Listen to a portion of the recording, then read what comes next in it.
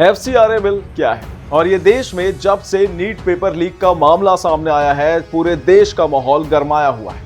लाखों छात्रों का भविष्य दांव पर लग गया और गुस्साए छात्र और युवा सड़कों पर उतरकर लगातार उग्र प्रदर्शन कर रहे थे। छात्र संगठन लगातार सरकार से जवाब मांग रहे, शिक्षा मंत्री के इस्तीफे की मांग कर रहे थे और पूरे मामले की निष्पक्ष जांच की मांग को लेकर अड़े हुए। दिल्ली के जंतर मंतर से लेकर देश के कोने कोने तक छात्रों का यह आंदोलन इतना बड़ा रूप ले चुका है कि सरकार पूरी तरह से बैकफुट पर दिखाई दी। जी हां, तो ठीक इसी भारी हंगामे और छात्रों के प्रचंड विरोध प्रदर्शनों के बीच केंद्र सरकार ने संसद के मॉनसून सत्र में एक ऐसा कदम उठाया है जिसने हर किसी को चौंका दिया है।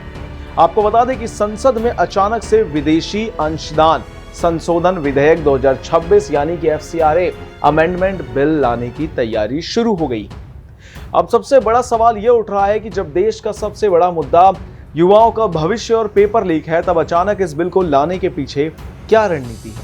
क्या सरकार देश का ध्यान भटकाना चाहती है या फिर इन आंदोलनों को विदेश से मिल रही किसी फंडिंग की आशंका के तहत यह बड़ा और कड़ा कदम उठाया जा रहा है? बताते हैं विस्तार से। नमस्कार, मैं हूं अनुराग पांडे और स्वागत करते हैं आप सभी का भारत एक्सप्रेस में। खैर, राजनीति अपनी जगह है, लेकिन आइए आसान भाषा में समझते हैं कि आखिर यह एफसीआरए बिल क्या है और सरकार इसे क्यों ला रही है। आपको बता दें कि एफसीआरए आखिर है क्या और इसका इतिहास क्या है। तो एफसीआरए का जो पूरा नाम है वो है फॉरेन कंट्रीब्यूशन रेगुलेशन एक्ट। यह वह कानून है जो तय करता है कि भारत में कौन सी संस्था, एनजीओ या व्यक्ति विदेश से कितना चंदा ले सकता है और उस पैसे का इस्तेमाल किस काम के लिए किया जा सकता है। इसका मुख्य मकसद यह देखना है कि विदेश से आने वाला पैसा भारत की सुरक्षा, लोकतंत्र और चुनावी प्रक्रिया को नुकसान ना पहुंचाए।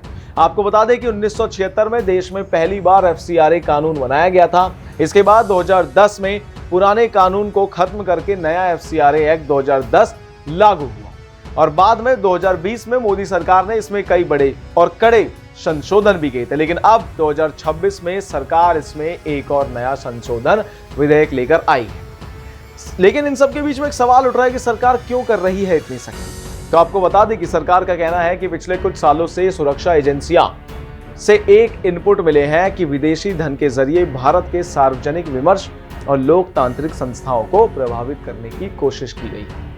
जी हाँ, गृह मंत्रालय के आंकड़ों के मुताबिक आपको बता दें कि साल 2012 में देश में 52,159 संस्थाएं एफसीआरए के तहत रजिस्टर थी, लेकिन नियमों के उल्लंघन और लाइसेंस रिन्यू ना होने के कारण अब केवल 14,455 संस्थाओं के पास ही एक्टिव लाइसेंस बचा है।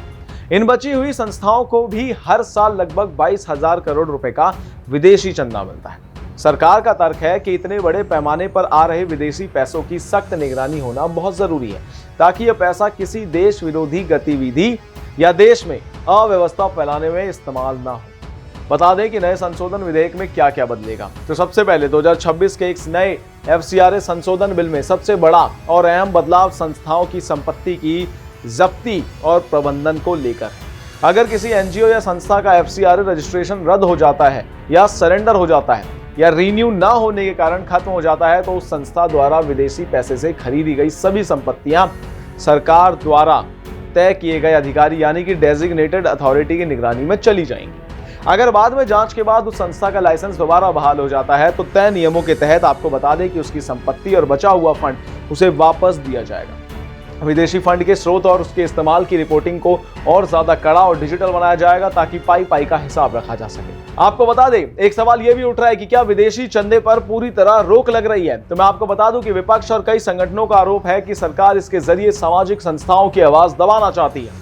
लेकिन गृह मंत्रालय ने साफ किया है कि सरकार विदेशी फंडिंग को बंद नहीं कर रही है, बल्कि सिर्फ उससे ज्यादा पारदर्शी और जवाबदेह बना रही है। सरकार का कहना है कि जो संस्थाएं ईमानदारी से देश के कानून का पालन करेगी, उन्हें काम करने और विदेशी चंदा लेने में कोई परेशानी ही नहीं होगी।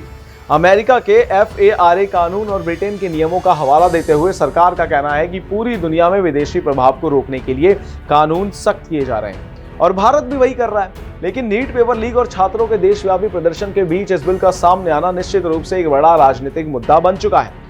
इस पर आपकी क्या राय है? कमेंट्स में जरूर बताएं और इन तमाम जानकारियों के लिए बने रहिए हमारे साथ भारत एक्सप्रेस पर। धन्यवाद।